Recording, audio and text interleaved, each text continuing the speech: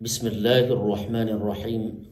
الحمد لله والصلاة والسلام على سيد الرسل وخاتم الأنبياء سيدنا محمد بن عبد الله صلوات الله وسلامه عليه وعلى أهل بيته الطاهرين وعلى صحابته غر الميامين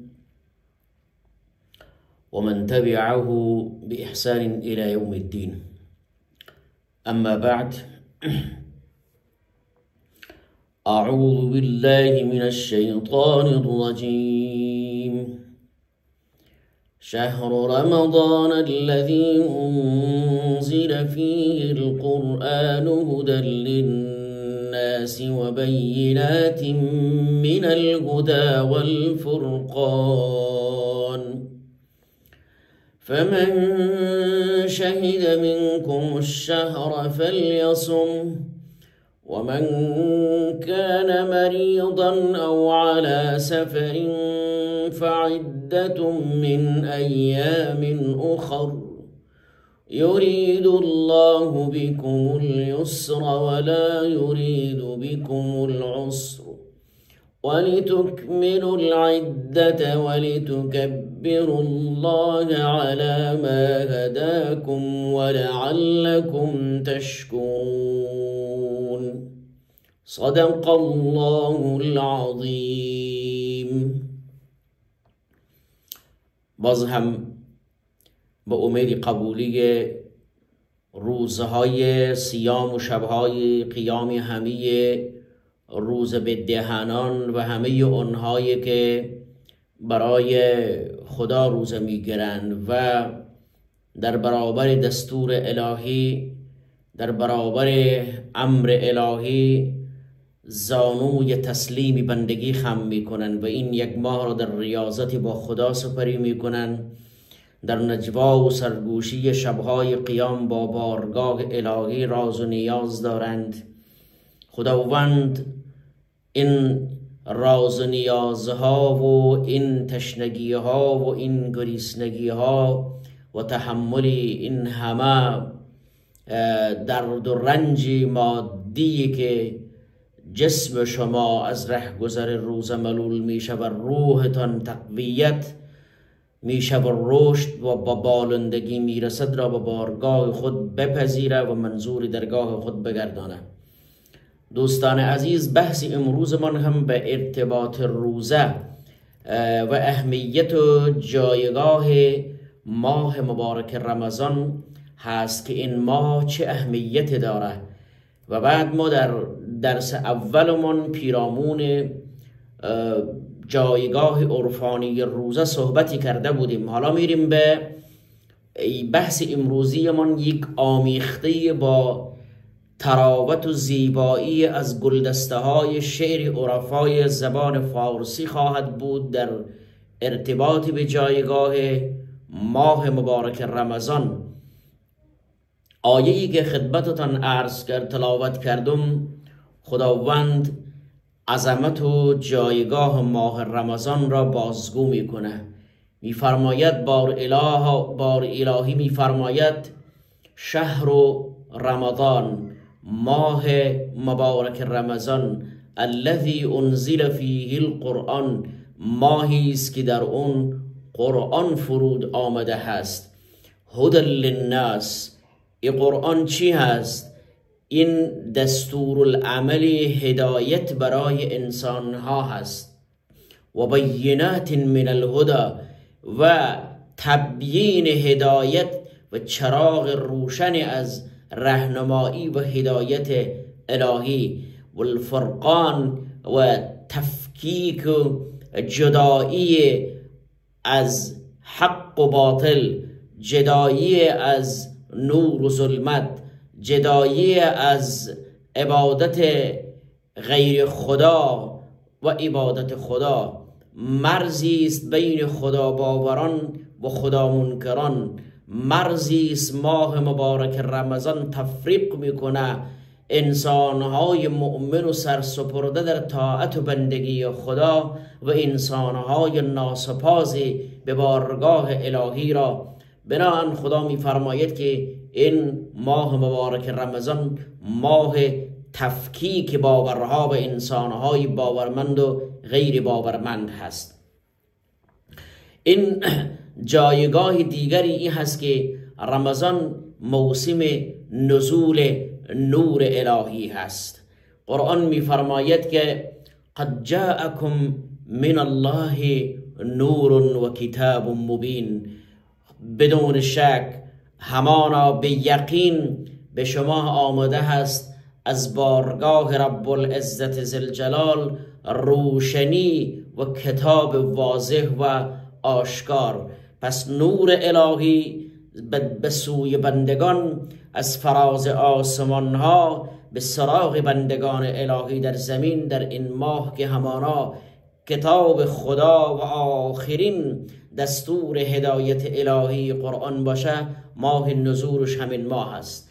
با قطع نظر از روایاتی که در ارتباط انزال و نزول و تنزیل صحبت می شود که بحثها بیشتر اکادمیک هست، نمی پردازیم. ما فقط این ماه را به تصویر بیکشیم که چگونه یک ماه است و انسان مؤمن چگونه در اوج شهود و معرفت الهی با گرفتن روزه ماه مبارک رمضان در این ماه عروج میکنه و به معراج معنویت میپیونده، در قله بلند از معنویت و معرفت قرار میگیره، پرواز میکنه به عالم ملکوتی، از این دنیای مادی و امکانات مادی و داشته های مادی دنیا همه را پشت پا میزنه. این ماهی است که شبش را در قیام به بارگاه الهی، در راز و نیازی به بارگاه الهی، در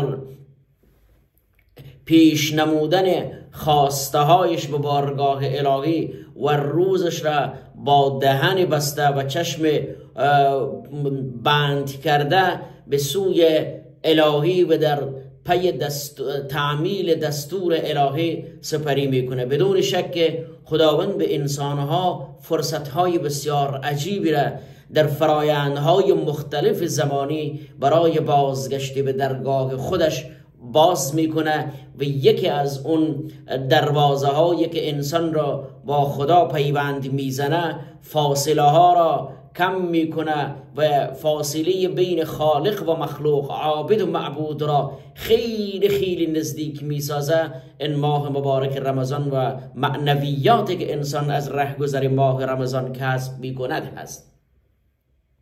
حضرت عبدالله ابن عباس رضی الله عنهما میفرمایند که رئیس المفسرین هست، میفرماید رمضان ماه مبارک و نور هست، در آن هدایت برای بشریت نازل شده است که قرآن هست. کسی که روزه بگیرد و قلبش را از غفلت ببرد حقیقت نور قرآن را درک میکنه که قرآن چه کتاب هست. رمضان ماه تزکیه و تقرب هست، آنگونه که عرض کردم خدمت دوستان. پیامبر عزیز و من صلوات الله علیه و سلم می فرماید من صام رمضان ایمانا و احتسابا غفر له ما تقدم من ذنبه. می فرماید کسی که رمضان را با ایمان، با نیروی ایمان، اعتقاد و باور راسخ و جازم به یگانگی الهی، به این که بندی سرسپرده خدا هست. ایمان یعنی باور انتهای باور انسان به این که یک موجود کوچکی متناهی، یک ذره در برابر بزرگی و عظمت لایتناهی پروردگار که این ذره را خدا خلافت جانشینی در زمین بخشیده است. ایمان یعنی این یک انسانی که با این اعتقاد راسخ و کامل میاید دستور الهی را بدون تعلل به جا میاره و احتسابا و احتسابا و برخواسته از ژرفنای باور و اعتقادش در اخلاصی که در قلب و در روح بصیرت خود داره می آیه و بارگاه الهی دستور خدا را به جا میاره. این ماه مبارک رمضان هست، آنگونه که در آیه قبلی من تشریح کردم که تقوا یعنی چی. تقوا همون هست که در محور اون ایمان انسان، جاذبه ایمان و مغناطیس باور انسان به سوی خدا تمامی وجود انسان را مطیع و فرمانبردار اوامر الهی میکنه. انسان عاشقانه به سوی خدا عبادت خدا بال میکشه و در بلندای از معنویت فراتر از آسمان ها به پرواز در می آید تا معشوق حقیقی که همان بار الهی است را دریابد. و ماه مبارک رمضان با همین روزهای قیام و شبهای روزهای صیام و روز به دهن و شبهای قیام و استادگی به پیشگاه الهی اظهار بندگی بدون شک پروازی است که سرعتش بالای سرعت نور خواهد بود.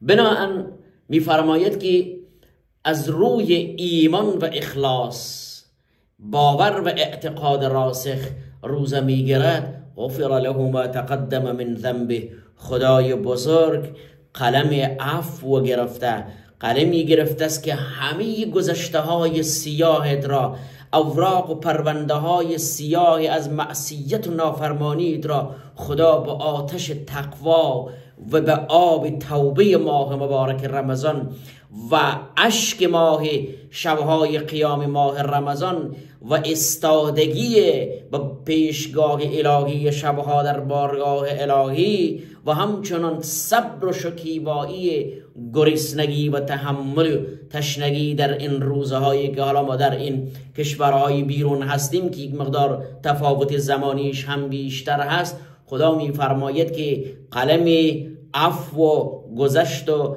بخشش بلا کیف الهی با همون وعده الهی الصوم لی و انا اجزی بهی محو می شود، نابود می شود. اشک روزدار و آه روزداری که به بارگاه الهی یک بار و اسکرین خاطرات خود برمیگرده و سیاهکاری هایش را میبینه و با دست دعا به بارگاه الهی بلند میکنه و فریاد برمیدارد: پروردگارا، اللهم لا ملجأ ولا مأوى الا بک و الا الیک. بار اله پناهگاهی به جز درگاه تو نیست. اینجا هست که خدا میفرماید که یک پاداش روزه را من میتم. پیامبر صادقش میفرماید که غفر له ما تقدم من ذنبه، همه سیاهکاری ها و خطاهایی که انجام دادی را خدای بزرگ و آفریدگار هستی میبخشد. بنابراین رمضان گشایش درهای رحمت الهی هست. ما خدمت دوستانمان عرض بکنیم که پیامبرمان میفرماید اذا جاء رمضان فتحت ابواب الجنه و غلقت ابواب النار و صفدت الشیاطین. هنگامی که رمضان می آید درهای بهشت الهی به سوی روزداران باز می شود. زه سعادت و چه سعادتی است بر شما ای روزداران. و درهای جهنم نفس که بدون شک فرماندهی قهار و بدبختی همه زندگی انسان در دنیا نفس اماره هست که انسان را اسیر دامه ها و نیرنگ های شیطان می سازد. در ماه مبارک رمضان با زنجیر و غل صبر و شکیبایی روزدار و نماز و قیام و صیام روزدار به اسارت می آید و در زندان کجاست؟ در زندانی که روزدار با صبر و شکیبایی دروازه قفس شیطان نفس را قافل میزند، در اونجا محبوس می باشد و شیطان ها و حبس کشانده می شوند و دروازه های جهنم بسته می شوند و دروازه های بهشت برعکس بروی مسلمانان روزداری که هم گناهشان مغفرت می شود و هم خدا پاداش روزیشان را با در نظر داشته عمق اخلاص و تناسب اخلاص و باور عشقشان می پردازه و از سوی دیگر این رحمت الهی هم که دروازه های بهشت هست باز می شود برویش. یک شب دیگری در این ماه هست که شبهای قدر هست، یک ویژه برنامه‌ای به ارتباط قدر جایگاه قدر و منزلت این قدر و این قدر در حقیقت قدر و احترام انسان ها مؤمن نزد پروردگار هست که انشاءالله در دهه اخیر ماه مبارک رمضان به ارتبای جایگاه قدر و جایگاه عرفانی قدر میپردازیم که لیلة القدر چه جایگاهی داره که در این ماه قرار داره. و همچنان رمضان سفر از خویش تا خدا هست. انسانی که روزه میگیره به سوی خدا بال میگشایه، به سوی خدا پرواز میکنه. بنابراین یک مسیر هست، یک مسیری که از ظلمات شهوت و منیت انسان آغاز می شود و به نور حقیقت می رسه. و این ما در حقیقت امر نفسی انسان را می توانیم بگیم که می شوید قلب به سوی معرفت الهی گشوده می شود. سالک رمضان، مؤمن روزدار، فرصت بی‌نظیری برای تقرب و پرواز به بارگاه الهی در این ماه پیدا میکنه. بیاییم که حضرت مولانای بزرگ آن خداوندگار بلخ چه زیبا میفرماید. همچنان که میفرماید حضرت مولانا: ماه رمضان ماه طاعت شد آمد، بوی خوشی از عرش سماعت شد آمد. بگذر ز طعام و دم جان را بشنو، گر سفره کز سفره غیب دعوت شد آمد. این عجب هست. این عرفای ما چه زیبا به تمثیل میکشن جایگاه بندگی انسان روزدار و انسان فرمانبردار خدا را. رمضان دوستان عزیز انسانها را از خاک تا به افلاک میکشاند. ماهی است که برای انسان معنویت میبخشد. وقتی انسان دارای معنویت میشود، وقتی انسان جبین نیازی بندگی به بارگاه الهی به زمین میگذاره، از این خاک به اون افلاک پرواز میکنه و خدا را بلا شکی که انسان اگر ژرفنای دلش را صیقل زده باشه، باور و روحش را بخواهد صیقل بزند و نور معرفت را باید کشف بکند. و والله این ماه رمضان به این قرآن، به این گفتگوی با خدا هست که انسان را با خدا، این خاک را به اون عالم بالا پیوند میزنه. رمضان یک سلوکی است، یک مسیری است، یک راهی است که انسان را به کجا؟ به حقیقت میرسانه. انسان سرگشته در وادی زندگی به حقیقت میرسد، از تاریکی های ظلمت و بدبختی های نفس بیرون میشود. نفس را دقیقا زنجیر میکنه و زولانه میکشانه هر آنچه که انسان را از خدا دور میکنه و سرانجام پرواز میکنه. بیان ابن عربی معروف ترین صوفی هست که میفرماید روزه گامی نخستی در مسیر فناست. کسی که از طعام و شراب می پرهیزد کم کم از خود نیز دست می شوید و در حقیقت الهی محو می شود. این بحث ساده نیست. رومی هم، مولانا هم می فرماید که در دهن بستی دهانی باز شد، فتحت ابواب الجنه، تا خورنده لقمه های راز شد. یعنی وقتی انسان که این غذاها را سر خود علاوه در پیوندی با اطاعت خدا بسته می کند، دهنش را، اونجا دهنهای دیگری باز می شوند، دهنهای از معنویت باز می شوند، لقمه های از راز انسان می آید که اونجا تغذیه روح آغاز می شود. بنابراین ماه مبارک رمضان ماه گریسنگی جسم و سیرابی جان می طلبد. در این ماه کام از خوراک زمینی فرو بسته می شود تا دل از طعام آسمانی بهره‌مند گردد. ببینین یکی از آدم‌های بسیار خوبی در شعرای ما، محمود شبستری در گلشن راز بسیار زیبا تمثیل میکنه. میگه چه روزه داری ز خود فانی شوی، وجود خیش را قربانی شوی. چه روزه نفس را در بند سازد، حقیقت در دلت پیوند سازد. حقیقت به دل تو راه پیدا میکنه. این ماه مبارک رمضان فرصتی است برای رسیدن به حقیقت و جذب حقیقت. بنابراین دوستان عزیز، من برنامه طول نکشه، بسیار خدمت رند شیراز میریم که او چی زیبایی میگه. ای حافظ شیراز میفرماید دوش وقتی سحر از غصه نجاتم دادند و اندران ظلمت شب آب حیاتم دادند. بنابراین شب قدر که میگه قدرش را ندانی کی به دست داری نشانی به نشانی. زمانی که انسان ها از نشانی به نشانی دارای نشان از به نشانی میشوند، همچو شمس، همچو منصور و همچو ابن عربی و همچو مولانا، اینها آدمای ساده یا همچو عرفا، اینا آدمای ساده نیستن، اینا به اوج حقیقت رسیدن. حضرت بیدل را میدانین چی میگه؟ اوج معراج حقیقت از منی بیدل مپرس، قطره دریا گشت پیغمبر نمیدانم چه شد. میدانین که در این شیر چه نهفته هست؟ بیدل میگه من یک قطره ناچیز هیچ به جایگاهی رسیدم که من نمیدانم پیامبر به کجا رسیده بود. جای پیامبر برای من توانایی درک مقام و منزلت پیغمبر در آن گونه‌ای که سوره نجم به تصویر میکشد، فکان قاب قوسین او ادنا فاوحى الى عبده ما اوحى ما كذب الفؤاد ما رأى افتمارونه على ما يرى ولقد رآه نزلة اخرى. این چیزهایی هست که واقعا زمانی میتونیم بر این مفاهیم درک بکنیم و زمانی میتونیم شعورها را به سوی اینها بتازیم، برسیم که ما معنویت کسب بکنیم. بهترین فرصت برای کسب معنویت فرصت و بهانه رمضان هست.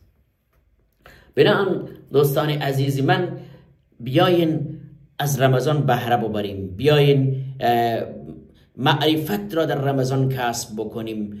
دوستان عزیز، ماه رمضان ماه عجیب هست، واقعا زمان عجیبی برای رسیدن انسان به خدا هست. شما برای تفکری با خدا یک لحظه تان را در لحظاتی که خصوصا افطار و سفریش پهن می شود و مؤمن روزدار بر سر سفره افطار نشسته هست، در انتظار ندای ملکوتی است که فرمان افطار صادر می شود. اون وقت چشمهایتان را ببندین و دعای دستهایتان را به بارگاه الهی بلند بکنین و فریاد بکشین: اللهم إني عبدك وابن عبدك وابن أمتك ناصيتي بيدك ماض في حكمك عدل في قضاؤك أسألك اللهم بكل اسم هو لك سميت به نفسك أو أنزلته في كتابك أو علمته أحدا من خلقك أو استأثرت به في علم الغيب عندك أن تغفر لي خطيئاتي يا رب العالمين. یعنی خدا را تمجید بکنین. نیاز نیست که با زبان عربی باشه این تمجیدها، با زبان خودتان، با زبان شیرینی که شما دارین،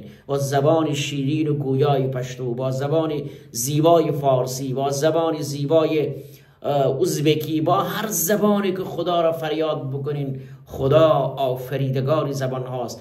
نیایش شما را با در نظر داشته اخلاص شما به همان پیمانی که در این کشورهایی که ما هستیم میشنود، اگر اخلاص وجود داشته باشه، بدون شک عین ندایی که در کعبه و مکه و جاهای مقدس دیگری فریاد میشود بدون کم و کاست خدا میشنود. بنابراین عزیزان دل، امیدوار هستم که شما هم در این مکتب الهی رمضان سفره بندگی که پهن کردین تا آخر ادامه بدین و به معنویت برسین و خداوند خواسته ها و نیازهایتان را برآورده بسازه. پروردگار شبهای قیامتان را به بارگاه اله همچو قیام پیامبرش بپذیره و روزهای ماه مبارک رمضان را که در تمثیل از احکام الهی و دستور پیامبر به جای میارین، پروردگار همچو روزه پیامبران و نیکان و صالحان از شما بپذیره. ربنا تقبل منا إنك أنت السميع العليم. والسلام عليكم جميعا ورحمة الله وبركاته.